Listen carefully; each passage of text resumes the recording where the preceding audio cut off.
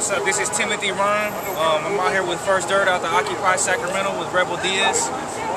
We're over here in support of what's going on with the Occupy movements across the country, the world, if you may. I wanted to pull you guys to the side and ask them a few questions just about what you guys think that like the younger generation can do to get involved with something like this, because I feel like that's where we're going to be a lot more effective at, is gathering the younger generation and getting their minds more active. We were just talking about that actually earlier. You know what I'm saying? We from Chile originally, okay. And we were talking about how the student movements over there, you know what I mean, there's so much, incorporation of the high school, age. Students taking over their high school. You talk about occupying. These students have to fight for free education, and they occupying like a whole school for like months at a time, And I think that we definitely got to see some of that happening over here, you know what I mean? But a lot of it has to do also with like concrete demands, like what are folks, you know what I mean? What are folks asking for? You know what I mean? Once you understand what you oppose, what do you propose? You know what I'm saying? So I think that we definitely got some some steps that we got to take to get there. But I definitely feel that like what's happening now with the Occupy movements is there's definitely a general, just building up energy, you know what I mean? But we just got to figure out what we're building that energy towards. And I think that that's the responsibility. And they may be different, you know what I'm saying? There's different contexts for different spaces as far as like, where you at. We've been in Occupy Chicago, Occupy Seattle, Occupy LA, Occupy Oakland, you know what I'm saying? Occupy New York, and there's different experiences and different conditions in each, you know what I'm saying, in each city.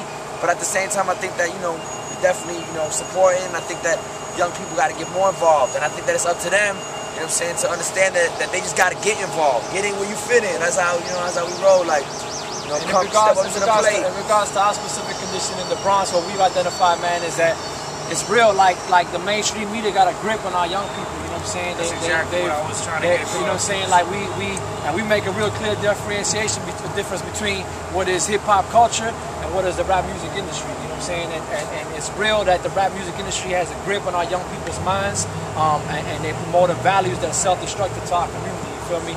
And we ain't talking about having preachy music or this and that, but when we say something like Occupy the Airwaves, that's the name of a mixtape that we just put out. But at the same time, it's beyond that. It's about occupying any type of culture. These mainstream media gatekeepers got it on lock. You know what I'm saying? So it's up to us. I don't know nobody that owns a radio station. I don't know nobody that owns a TV station. So it's about starting to create that type of infrastructure in order to be able to create an alternative and get at young people in a way that they'll listen to it. You know what I'm saying? Because a lot of times they ain't trying to hear that. They may see the Occupy thing as just a bunch of hippies and a bunch of homeless people and a bunch of mentally ill people gathered in some tents.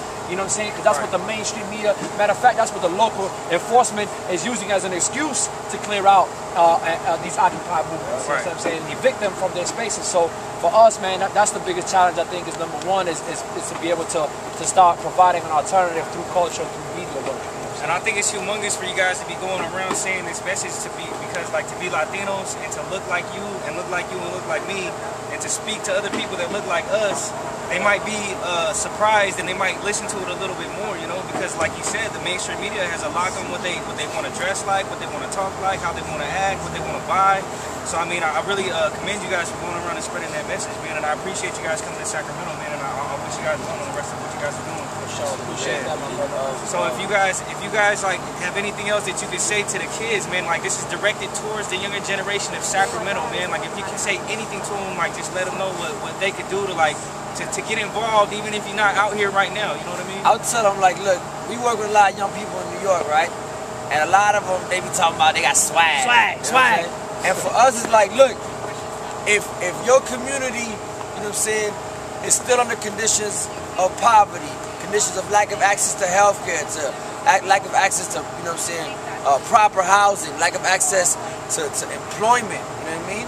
Like, what are we really talking about? We need to start having collective swag, if that, you know what I mean? Like, with the idea that, like, look, if your brothers and sisters are getting locked up, sent off to go to war, you know what I'm saying? Like, those aren't conditions that from my perspective, I think from anybody's perspective, is really going to take you anywhere. You know what I'm saying? We got to start redefining success. Like, a lot of times we feel that all that swag talk is just a cover-up, you know what I mean, for low self-esteem and a lack of self-hatred. And when you stand up against the system, you know what I'm saying, in a certain way, with the type of system that we live in, it's almost like you have the audacity to actually stand up and you say that something is bigger than you. Right. You know what I mean? Yeah. And at the root of that is having you know, self-love and being like, look, I love myself, I love my community enough that I'm gonna speak on it and realize that it's something that's bigger than just myself. You know what I mean? That's the real swag right there. And that's real. That's, you know I think you just said it right there, man. It's like we gotta all start talking together, man. Like for each other and not against each other. We gotta understand that the values of capitalism ain't that. You know what I mean? The values of capitalism is individualism, consumerism. You know what I mean? So once we break that mold, we gotta break through with that first, and get the young people involved. And then also for the other folks, I heard a real crazy question today, and you know what I'm saying? And it's something to think about, especially when it comes to a lot of the Occupy movements that's going on. You know what I'm saying? My homie JR from Oakland broke it down to me. He was like, you know what I'm saying? Are you really against slavery? You know what I'm saying? Or are you just mad that you the one that's, you the one that's, you know what I'm saying, not holding the whip? You know what I mean? And I think that's a real important, question when we talk about capitalism. You know what I'm saying? Because we have to understand that we can't attack capitalism and not talk about racism and imperialism. You know what I'm saying? And I think it's a conversation that needs to be opened up. You know what I mean? For people, you know what I'm saying, for marginalized communities. The recession didn't start in 2008. You know what I'm saying? We've been living, historic moments of oppression since 1492. So, I think that's also important for not only young people, but people of color to get involved. You know what I'm saying? Like, when we talk about, I've seen that there's been a lack of the Latino population that's been involved in Occupy. Now, obviously, there's reasons, you know what I'm saying? Like, if you're undocumented, you don't want to come, you know what I'm saying, to a spot where you get deported for having a misdemeanor, which is something real. Or a lot of times, the idea of survival. If you here, you know what I mean, maybe you don't got the time to go camp out for a month because you're working to put food on the plate, to feed your family. Like, survival is your main everyday struggle. At the same time, there's also, you know what I mean, like brothers that need to get involved and get it moving, you know what I mean? So for us, it's like, we just feel like the only way we can have internal conversations about this, but the only way to really get involved in this is to just get involved. Be a part of that conversation. Step up to the plate and have a seat at the table and let's get it moving. Right.